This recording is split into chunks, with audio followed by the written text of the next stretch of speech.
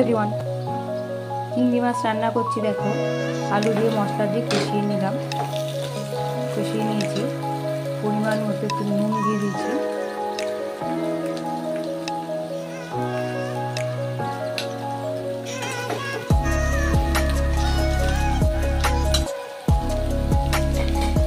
মাছটা ভেজে দেখো, আগেই তুলে রেখেছিলাম মাছটা। মাছগুলো সব ঢেলে দেবো।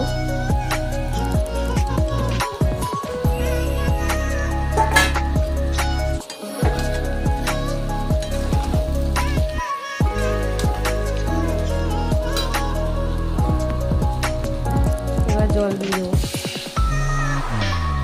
এবার আধা ঘন্টা ফুটতে দেবো, তারপরে নামিয়ে ফেলবো। রান্না হয়ে গেছে, এবার নামিয়ে ফেললাম একটু ঘি গরম মশলা দিয়ে।